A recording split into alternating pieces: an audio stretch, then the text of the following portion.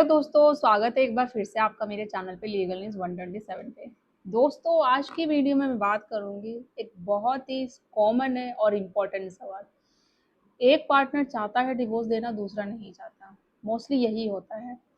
तो आज मैं वीडियो ये हर एक इंसान के लिए, हर एक शादीशुदा चाहे महिला हो या पुरुष, दोनों के लिए ही इम्पोर्टेंट है। अगर हस्बैंड डिवोर्स देना नहीं चाहता तो क्या होगा? वाइफ क्या ऐसी सिचुएशन में डिवोर्स ले सकती है, या फिर वाइफ नहीं देना चाहती तो हस्बैंड क्या ले सकता है? तो प्रॉब्लम क्या होता है, आज मैं आपको पूरा एक सच बताऊंगी कि एक पार्टनर जब डिवोर्स चाहता है और दूसरा पार्टनर नहीं चाहता, तो यही है जो सारा कंफ्यूजन शुरू होता है। आप सोच नहीं पाते कि भाई क्या करें, हम डिवोर्स फाइल करें या नहीं करें, या करें कभी प्रॉब्लम तो नहीं हो जाएगी। तो यहीं से सारा कन्फ्यूज़न शुरू हो जाता है। आप में से मोस्टली 99 क्या मैं 100% बोलूँ, यही लोगों का कन्फ्यूज़न होता है। और वो गुस्से-गुस्से में कर भी देते हैं, तो लास्ट में जाके एंड ऑफ द रिजल्ट है जो डिवोर्स पिटीशन कैंसल हो जाती है। तो आज मैं आपको इस वीडियो में आपको सॉल्यूशन बताऊँगी कि क्या करना चाहिए, नहीं करना चाहिए। एंड तक बने रहिएगा। फिलहाल चैनल पे नए जुड़े हैं तो चैनल को लाइक करिए, ज़्यादा लोगों तक शेयर करिए, साथ ही बेल आइकन दबाइए ताकि आपको टाइम टाइम से मेरी वीडियो की नोटिफिकेशन सबसे पहले मिलती रहे। अब देखो, डिवोर्स मतलब तलाक। आम तौर पे आज ये एक वर्ड है ना, मतलब शादी करो, लोग तुरंत कोर्ट कचहरी तलाक के लिए पहुंच जाते हैं। मतलब एक चांस नहीं देते रिश्ते को। अब ये भी नहीं कि आपने डिवोर्स की तुरंत पिटीशन फाइल करी, कोर्ट में जाएंगे तो जज साहब आपको तुरंत तलाक दे देगा, वो भी ऐसा नहीं करते हैं। आपको वो भी टाइम देंगे समझने के लिए कि रिश्ता हो जाए, काउंसलिंग के लिए भेजेंगे, मेडिसिन के लिए भेजेंगे कि क्या पता हस्बैंड वाइफ में दोबारा से एक चांस हो जाए। बट वही चीज़ें हैं, जब नहीं हो पाती है तो इसलिए सालों साल चलता रहता है और आपके पास स्ट्रॉन्ग ग्राउंड नहीं होता, तो इसलिए डिवोर्स की पिटीशन खारिज हो जाती है। अब सपोज करो जब वाइफ ने हस्बैंड पे झूठे केसेस लगा रखे हैं, पूरे परिवार वालों को साथ में फंसा रखा है। अब हस्बैंड ये कंफ्यूजन में दूर रहता है, मैं डिवोर्स की पिटीशन फाइल करूं या ना करूं। और अगर कर देता है तो क्या होता है, जो आरोप लगे हुए हैं तो क्या वाकई वो सच साबित हो जाएंगे मेरे डिवोर्स पिटीशन फाइल करने से? या फिर दूसरा सवाल ये, हस्बैंड अगर डिवोर्स देना ना चाहता हो तो क्या होगा? ठीक है।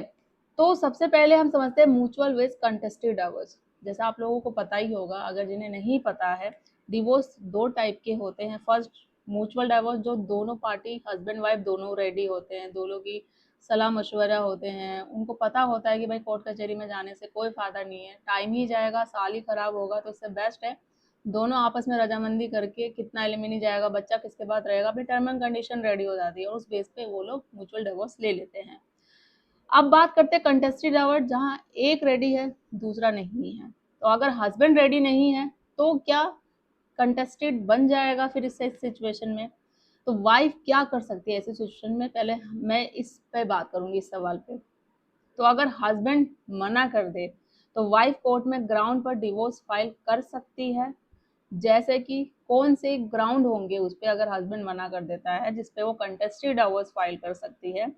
क्रुएल्टी, डोमेस्टिक वायलेंस, डेजर्शन और अडल्ट्री। तो अगर ये प्रूव हो जाए, अगर वाइफ इनमें से कोई भी ग्राउंड सेलेक्ट करती है और उसको साथ में प्रूव भी करना पड़ेगा, और वो साबित कर देती है कि फॉर एग्जांपल अगर उसके साथ क्रूरल्टी हुई है या डेजर्शन है, बहुत सालों का सेपरेशन है, तो वो इससे प्रूव करना पड़ेगा। अगर वो या फिर ये ब्लेम कर रही है कि मेरे हस्बैंड का कहीं और अफेयर है, तो इस रीजन से ये मेरे पास प्रूव है, वो कोर्ट में साबित कर देती है, तो वो ये ग्राउंड स्ट्रॉन्ग माना जाएगा, उसको इस आधार पर डिवोर्स मिल जाएगा।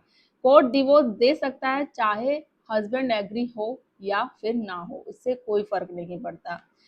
टाइम और प्रोसेस क्या ध्यान रखना है आपको? कंटेस्टेड डिवोर्स लंबा चलता है, एविडेंस, हियरिंग, आर्गुमेंट सब टाइम लेते हैं, इसलिए पेशेंट रखना आपको बहुत ज़रूरी है। आप चाहोगे कि 1 महीने में 1 साल में हो जाए, तो ऐसा पॉसिबल नहीं है।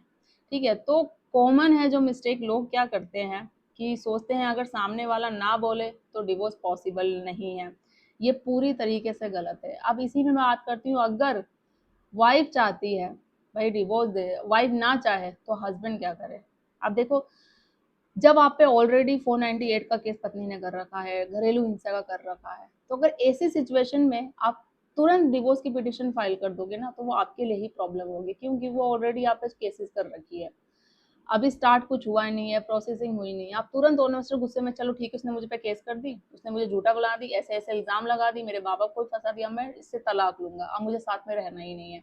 तो ऑन द स्पॉट आप तलाक डालोगे ना तो प्रॉब्लम आपको होगी, केस आपका कमजोर होगा, क्योंकि वो जो झूठे इल्जाम लगा रही है, भले उसके पास सबूत ना हो, बट आपने डिवोर्स की पिटीशन डाल के उस पर उसका प्लस पॉइंट दे दिया और अपना केस कमजोर कर दिया।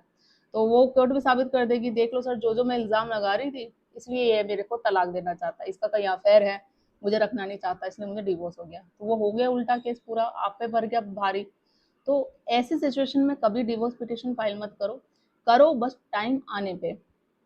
फॉर एग्जाम्पल समझो कि जब उसने झूठे केसेस कर लिए, तो उनको पहले आप फाइट करो, उसको प्रूव करो कि वो झूठे हैं, आपने ऐसा कोई एलिगेशन नहीं किया है।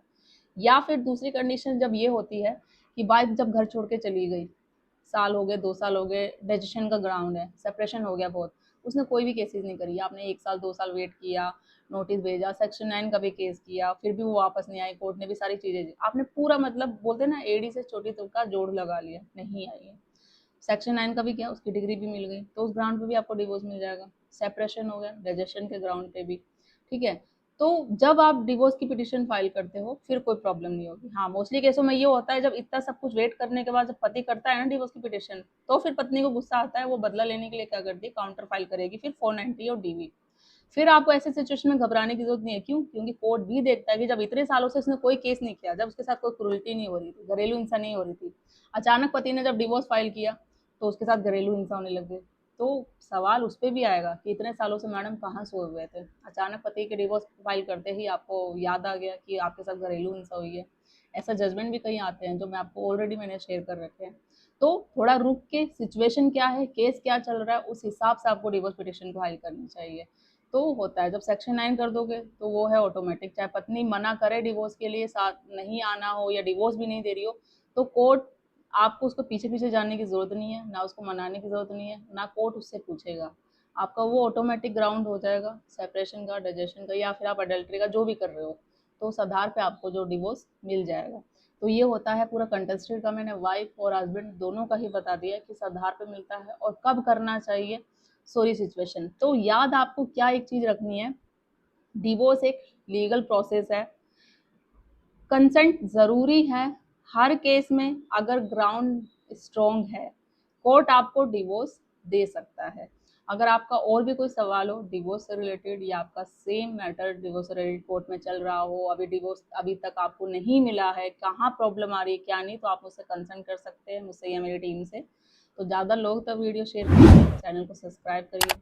जल्दी मिलती हूँ मैं एक ऐसे इन्फॉर्मेटिव वीडियो के साथ, तब तक के लिए थैंक यू।